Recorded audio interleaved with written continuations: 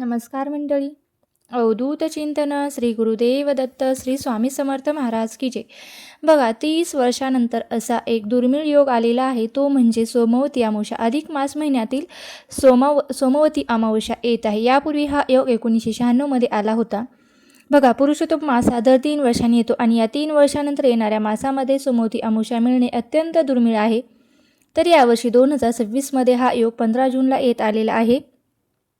हा योग असल्यामुळे आपल्या आयुष्यात खूप त्याचा लाभ हा होणार आहे. अधिक मास स्वतःच करोडो पट पुण्य देणारा असतो आणि त्यातही सोमवती अमावस्या आहे आणि अजूनही दुर्मिळ योग असून पहिल्या याच दिवशी संक्रांत सुद्धा आहे. मिथुन संक्रांत, मोठे योग या दिवशी एकत्र येत आहेत. तर यांची दुर्मिळ महिमा किती आणि याचा लाभ कसा घ्यायचा, त्यामुळे तुम्हाला काय करायचं तर हा व्हिडिओ शेवटपर्यंत स्किप न करता पाहायचा आहे. महर्षी वेदव्यास म्हणतात की सोमवती अमावस्येच्या दिवशी जर कोणी मौन राहून स्नान केले तर त्याला 1000 गोदानाचं पुण्य मिळतं. बघा, किती मोठे कार्य आहे आणि ते सर्वच करू शकतात. पण स्नान कसे करायचे? सकाळी सूर्योदयापूर्वी तुम्हाला हे स्नान करून घ्यायचे आहे. मौन राहून स्नान करायचे आहे. जर घरात स्नान करणार असाल तर सूर्योदयापूर्वी स्नान करून घ्यायचं. नदीवर जर तुम्ही जायचे असेल तर सूर्योदय झाल्यानंतर पाऊण ते 1.5 तासाच्या आत तुम्ही आंघोळ करून घ्या. नंतर महापुण्य देणारे ठरेल. 1000 गोदानाचे पुण्य मिळेल. आंघोळ करताना तुमच्या पायात काळे तीळ टाका. शक्य असल्यास त्याने स्नान करावे. पुढील शास्त्रात वर्णन केलेले येते की जर सोमवारी सोमवती अमावस्या आली असेल तर संयोगात केलेले दान, स्नान आणि जपाचे फळ हे विष्णूपर्यंत जात असते. आता हे विष्णुपूत काय असते तर वर्षातून 2दा येते. मेष संक्रांत आणि तूळ संक्रांतीला विष्णू संक्रांत म्हणतात आणि ही खूप पुण्य देणारी संक्रांत असते. तर या सोमवती अमावस्यामध्ये तुम्ही जे दान कराल, ते स्नान कराल किंवा जप कराल, ते सर्व विष्णुपद फळ देणारे आहे. तर विष्णुपद फळ किती असते याचे वर्णन आपल्या शास्त्रात आहे. सामान्य दिवसांच्या तुलनेत विष्णू संक्रांतीमध्ये तुम्ही जर काही सत्कर्म कराल ते सूर्य आणि चंद्रग्रहणासारखे पुण्य देणारे फलदायी असते. यामध्ये जे काही पुण्य तुम्हाला मिळेल ते सर्व अक्षय होते. अक्षय म्हणजे ज्याचा कधीही क्षय होत नाही किंवा जे कधीही नष्ट होत नाही. आता मिथुन संक्रांत काय आहे तर थोडे हेही समजून घ्या. 12 महिने असतात आणि सूर्य दर महिन्याला आपली राशी बदलतात. एका घरातून दुसऱ्या घरात जातात. जर त्यावेळी आपली राशी परिवर्तित करतात त्यावेळेला संक्रांत म्हटले जाते. हा महिना असा येतो की पुरुषोत्तम मासाचा, ज्यामध्ये भगवान श्रीहरी कधीही आपली राशी बदलत नाहीत. हा संक्रांत विरहित महिना असतो. पण हा पुरुषोत्तम मास या दिवशी संपत आहे. अमावस्येच्या दिवशीच म्हणजे 15 जून. तर या दिवशी संक्रांत सुद्धा येत आहे. जे काही तुम्ही दान, धर्म, जप, सत्कर्म कराल, नेहमीच्या दिवसांच्या सामान्य दिवसांच्या तुलनेत त्याचं 86,000 पट अधिक पुण्य हे आपल्याला मिळत असते. संक्रांतीच्या या पवित्र काळात हवन केलं तर त्याचेही पुण्यफळ आपल्याला मिळते. हव काय असते? नावावरून समजले असेल. हव्य म्हणजे हवन आणि कव्य म्हणजे आपण पितरांच्या निमित्ताने दानधर्म करावे त्यासाठी जे कार्य करतो त्याला आपण कव्य म्हटलं जातं. तर संक्रांतीच्या दिवशी तुम्ही जे काही हव्य कव्य देता ते सर्व सूर्यनारायण जन्मंतरापर्यंत प्रदान करत राहतात. बघा, अनेक लोक आपले बँकेमध्ये फिक्स डिपॉझिट करून ठेवतात. अगदी त्याचे व्याज येत असते. ही अगदी भगवंताने बनवलेली पद्धत आहे. इथे करा तुम्ही संक्रांतीच्या दिवशी पुण्यकर्म करा आणि हव्य आणि कव्य द्या. दान, पुण्य इत्यादी करा. यज्ञ इत्यादी करा. पितरांसाठी करा. बाकी भगवान सूर्यांच्या इथे फिक्स होईल. प्रत्येक जन्मात तुम्हाला मिळत जाईल. हे देखील अनंत असते. असे ठरवलेले नाही की इतक्या जन्मापर्यंत मिळेल. जन्मांतापर्यंत मिळतं. या दिवशी खूप भगवंताच्या नावाचा जप करा. चालता बोलता जप करा. अनेक लोक म्हणतात की आम्हाला बसून जप करायला जमत नाही, तर तुम्ही चालता फिरता कधीही जप करू शकता. आता मेन म्हणजे अमावस्या कधी आहे तर अमावस्या ही काल रविवारी म्हणजे कालपासून सुरू झालेली आहे आणि आज 15 जून 2026ला सकाळी 8:23 असणार आहे. त्यामुळे आपल्याला सोमवती अमावस्येचा जो वेळ आहे तो आपल्याला खूप सकाळचा कमी आहे. त्यामुळे आपल्याला या वेळेमध्ये जर जास्तीत जास्त लवकरात लवकर सेवा करायच्या आहेत. बघा, जाणून घेऊया की आपण कोणते कार्य करू शकतो. तर पहिले कार्य असे की तुम्हाला सूर्योदय म्हणजे सूर्य निघण्यापूर्वी तुम्हाला उठायचे, आंघोळ करायचे आहे, स्नान करायचे आहेत, मौन राहून स्नान करायचे. तुमच्या पुण्याची सुरुवात इथूनच होईल. 1000 गोदानाचे पुण्य देखील तुम्हाला इथूनच मिळेल. दुसरं कार्य आहे, जेव्हा सूर्योदय होईल तेव्हा तुम्ही पितृतर्पणाची तयारी करा आणि लक्षात ठेवा ही गोष्ट मुख्य आहे. पितृतर्पण कसे करायचे? एका तांब्यात तुम्ही जेल घ्या. त्यामध्ये काळे तीळ टाका. तुळशीचे पान आधी स्टोरून ठेवलेली असेल तर तेही तुम्ही टाका. जर कुशा असेल तर टाका. नाही मिळाले तर काही हरकत नाही. त्यानंतर तुम्ही गीतेच्या 7व्या अध्यायाचा पाठ करून घ्या किंवा ऐकून घ्या. पाठ ऐकल्यानंतर तुम्ही दक्षिण दिशेकडे तोंड करून हे जल अर्पित करून घ्या आणि संकल्प करा की आम्ही जे गीतेच्या 7व्या अध्यायाचा पाठ केला आहे त्या दुर्मिळ योगात याची आमचे पितृदेव तृप्त होत तृप्त होत तृप्त होत असे 3 वेळा बोलले पाहिजे. दक्षिण दिशेकडे तुमचे तोंड असावे. हे तुम्ही लहानसे कार्य केले तर 10 मिनिटाचे, पण यामुळे तुम्हाला अनंत पुण्य मिळणार आहे, हे विसरू नका. आणि जर हा अध्याय वाचणे तुम्हाला शक्य नसेल, वेळ नसेल, तर तुम्ही ओम पितृदेवताय नमः या मंत्राचा जप देखील करू शकतात. 18, 21, 51, 108 वेळा तुम्ही जप करू शकता आणि पितरांना तर्पण देऊ शकता. तिसरे कार्य म्हणजे अमावस्या आहे, तर तुम्ही या दिवशी हवनाची तयारी करा. पहिले कार्य जे तुम्ही कराल त्याचे पितृ तृप्त होतील. यातून घरातून नकारात्मकता संपेल. घरात कुळ खानदानात उत्तम संतान येते आणि घराचा गाडा सुरळीत रूपाने चालू लागतो. मग पुढची तयारी तुम्ही करा. हवन कसे करायचे, तर यासाठी 10 मिनिटं, तुम्हाला 15 मिनिटं लागतील. त्यासाठी तुम्ही 1 दिवस आधीपासून करून ठेवू शकता. या गोष्टीची हवनाची व्हिडिओ भरपूर यूट्यूबवर आहे, ते सुद्धा तुम्ही पाहू शकता. आधी तुम्ही तर्पण केले, पितृदेव तृप्त झाले. हवनाचे कोण तृप्त होईल, तसा स्थान देवता जिथे तुम्ही राहत आहात ना तिथल्या स्थानाचे देवता असतात. त्यानंतर ग्रामदेवता, कुलदेवता, भगवान गणेश, लक्ष्मी माता हे तृप्त होतात. तर तुमची ही लहानशी साधना सुद्धा मोठी होऊन जाते आणि संपूर्ण फळ देऊन जाते. आता चौथे कार्य आहेत, कोणतीही गोष्ट दान करण्यासाठी स्पर्श करून घ्यायची आहे याच योगात, कारण पूर्ण दिवस हा अमावस्येचा योग राहणार नाही. समोती अमावस्या ही 8:15 वाजेपर्यंतच आहे. तुम्ही या योगात एकतर धन काढून घ्या आणि इतके दान करत आहात, नंतर तुम्ही दान करू शकता. आधीच तुम्ही त्याच योगात स्पर्श करून घ्या. धान्य असेल तर तुम्ही त्याला स्पर्श करून घ्या. अन्न असेल तर त्यालाही तुम्ही स्पर्श करून घ्या आणि दान करत आहात तर तुम्ही दुर्मिळ योगात त्याचे पितृदेव तृप्त होईल, असा अंतरात्मा संतुष्ट होय. 5वं कार्य आहे. त्यानंतर तुम्हाला 4थे कार्य आहे, ते सर्वात जास्त मुख्य आहे. ते सर्व तुम्ही करून घ्या. मग त्यानंतर जप करायला बसून घ्या. पुरुषोत्तम मासाचा हा शेवटचा दिवस आहे ना, तर त्यानंतर मग ही संधी 3 वर्षानंतरच मग या योगासोबतच तुम्हाला मिळणार नाही. तर जप करा. कोणत्याही भगवंताचे नामस्मरण करू शकता. भलेही तुम्ही पूर्ण वर्ष 2 वर्ष करत नसाल, पण या वेळेत तुम्ही नक्की दान करा, जप करा. त्याचप्रमाणे विष्णू पुराणात वर्णन येते की या दिवशी कोणतेही पान फुल तोडले नाही पाहिजेत. आता तुळशीपत्र हे तुम्ही अगोदरच ठेवले तरी चालतं, ते शिळे होत नाहीत. मात्र आपल्याला फुले ही फिक्स बाजारून विकत आणून पूजेसाठी वापरू शकता. बघा, सोमवती अमावस्येला रस्त्यावरील काळ्या रंगाच्या भटक्या श्वानाला म्हणजेच कुत्र्याला तेल लावलेली भाकरी आणि आपण या दिवशी खाऊ घातली तर आपला केतू ग्रह शांत होतो आणि पितृदोष असतील तर तेही निघून जातात. तर तुम्हाला या काय करायचं आहे, तर या दिवशी संध्याकाळी किंवा दिवसभरात कधीही जोपर्यंत अमावस्याचा काळ आहे तोपर्यंत कधीही काळ्या रंगाच्या कुत्र्याला खास करून तुम्ही तेल लावलेली भाकरी किंवा चपाती खाऊ घालू शकतात. आणि काळ्या रंगाचं कुत्रं तुम्हाला समजा मिळालं नाही तर तुम्हाला ज्या रंगाचं कुत्रं मिळेल त्या रंगाच्या कुत्र्याला तुम्ही तेल लावलेली भाकरी किंवा चपाती घालू शकता. अशा प्रकारे तुम्हाला हे सुद्धा काम करायचं आहे. आता 7वं, आपण या दिवशी पिंपळाची पूजा करायची असते. पिंपळाच्या वृक्षाला आपल्याला प्रदक्षिणा मारायच्या असतात, कारण पिंपळाच्या खोडामध्ये ब्रह्म, विष्णू आणि महेश यांचं एकत्रित स्वरूप असतं किंवा माता लक्ष्मीचं सुद्धा स्थान असतं.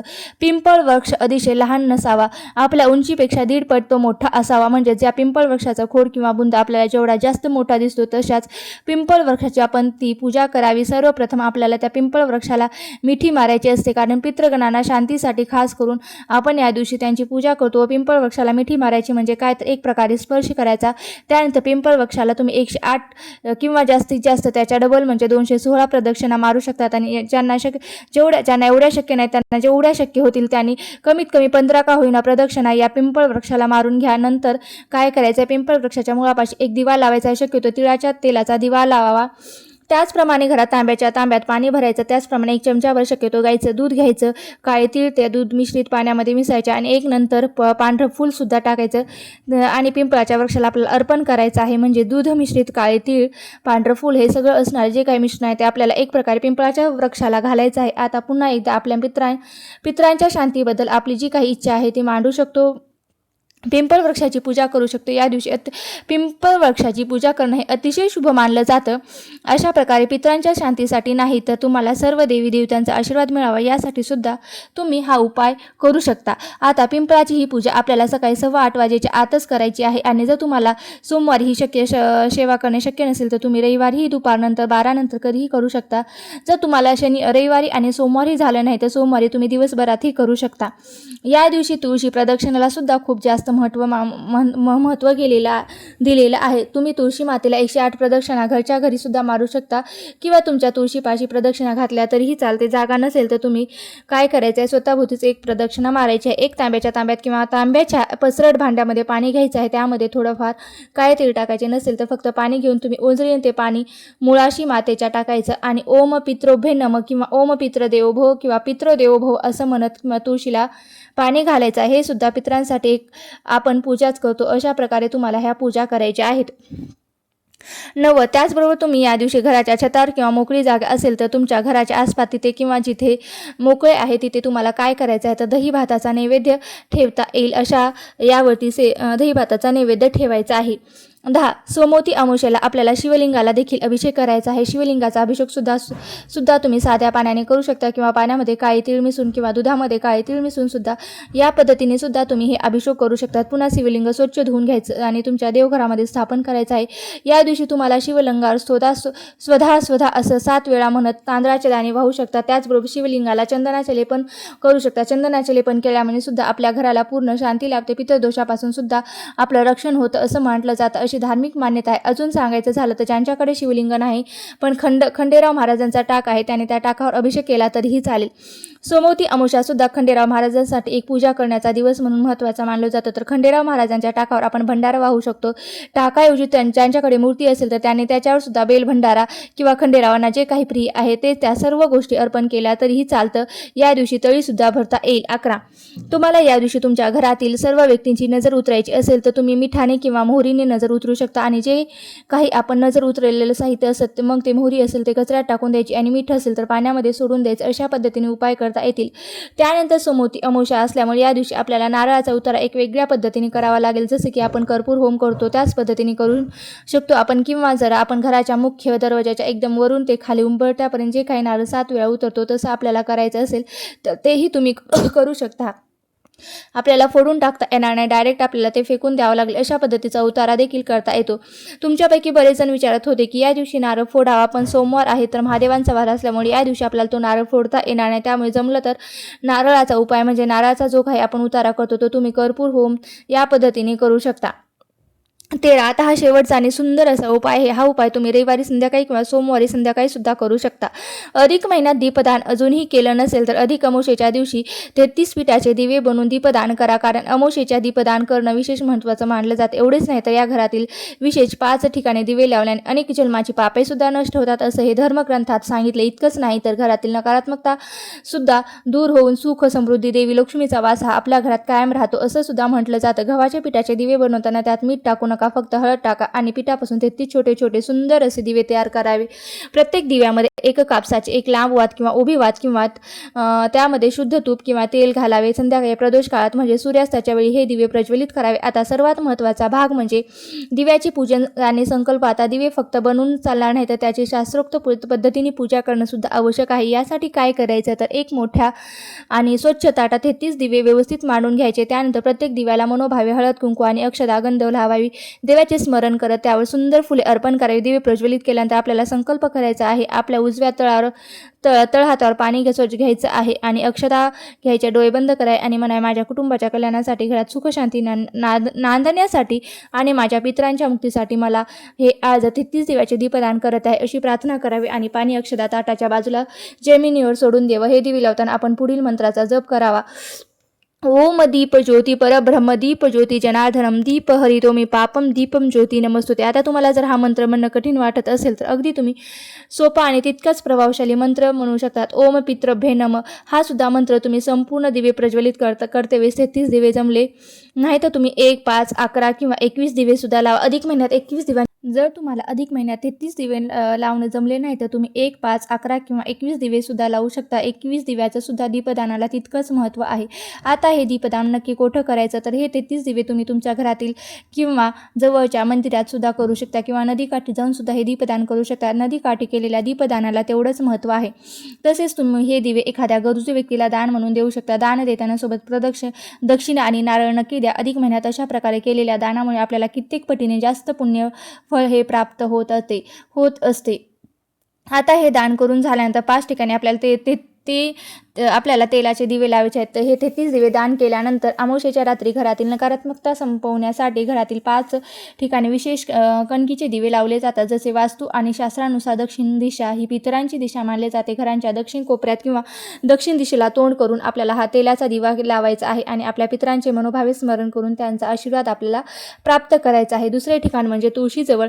तुळशीपाशी आपल्याला तुपाचा दिवा लावल्याने घरात सकारात्मक ऊर्जा राहते आणि सदैव माता लक्ष्मीची कृपा ही आपल्यावर टिकून राहते. तिसरा, घराच्या मुख्य उंबरट्यावर आपण दोन्ही बाजूला 2 दिवे लावू शकता. उंबरट्यावर दिवा लावण्याने घरात सुख, शांती आणि समृद्धीचा प्रवेश होतो असं सुद्धा म्हटलं जातं. आता चौथा, याचबरोबर आपल्या घरात ज्या ठिकाणी माठ ठेवलाय किंवा पाण्याचे ठिकाण असेल त्या ठिकाणी सुद्धा तुम्ही एक छोटासा दिवा प्रज्वलित करू शकता. ते कारण जलतत्व पितरांना भेट संबंध मानला जातो असल्यामुळे हा उपाय सुद्धा शुभ मानला जातो. आता 5वा, त्याचबरोबर आपण अमावस्येच्या दिवशी पिंपळाच्या झाडाखाली सुद्धा तुपाचा दिवा लावू शकतो. शक्य असल्यास जवळच्या पिंपळाच्या झाडाखाली जाऊन दीपदान करावं, कारण पिंपळाच्या झाडाखाली सर्व देवता आणि पितरांचा वास असतं असं म्हटलं जातं. जर जवळ आसपास पिंपळाचे झाड नसेल तर तुम्ही काळजी करू नका, आपल्या कोणत्याही मंदिरात जाऊन दीपदान करू शकता. आणि दीपदान करताना शेवटी हात जोडून एक छोटीशी मनापासून प्रार्थना करायची आहे की हे ईश्वरा, आमच्या पितरांना सद्गती लाभू दे, आमच्या कुटुंबावर त्यांचे आशीर्वाद कायम राहू दे, आमच्या घरात सुख, शांती आणि आरोग्य समृद्धी नांदू दे, कारण मनात आलेली ही प्रार्थनाच तुमचे खरे पुण्यकर्म ठरेल. त्याचबरोबर 33 पीठांचे दिवे तुम्हाला अधिक महिन्याच्या दीपदानासाठी वापरले असतील तर ते तुम्ही दिवे दुसऱ्या दिवशी पिंपळाच्या झाडाखाली ठेवावेत किंवा अनेक ठिकाणी असे धार्मिक परंपरा आहे की या पीठाचे दिवे प्रज्वलित केल्यानंतर ते पक्षी, मुंग्या, गायी किंवा इतर प्राण्यांना खाण्यासाठी द्यावेत. यामागील भाव असा आहे की दीपदानाचे पुण्य आणि अन्नदानाचे पुण्य दोन्हीही मिळते. पीठाचे दिवे म्हणजेच कणकीचे दिवे किंवा त्यातील अन्न घटक प्राणी पक्ष्यांना दिल्यास अन्नदानाचे पुण्य देखील आपल्याला मिळतं. मुंग्या, पक्षी, गाय यांना अन्न दिल्यास सर्व जीवामध्ये परमेश्वराचे रूप पाहून सर्व सेवा केल्याचं पुण्य प्राप्त होते. विशेषतः अमावस्येच्या दिवशी पितरांच्या स्मरणात अन्नदान, पक्ष्यांना टाकणं, गाईला चारा खाऊ घालणं आणि गरजू व्यक्तींना भोजन देणं हे पितृ कार्याचे जोडलं गेलेलं आहे. सर्व उपाय अवश्य करून पहा. तुम्हाला जर सोमवती अमावस्येच्या बाबतीत अजून काही प्रश्न असेल तर नक्की मला कमेंट बॉक्समध्ये विचारा. तुम्हाला आजची माहिती कशी वाटली नक्की मला कमेंट बॉक्समध्ये सांगा. व्हिडिओ जर आवडला असेल तर नक्की लाईक करा, शेअर करा आणि चॅनलवरती नवीन असाल तर सबस्क्राईब करायला विसरू नका. धन्यवाद. श्री स्वामी समर्थ. जय जय स्वामी समर्थ.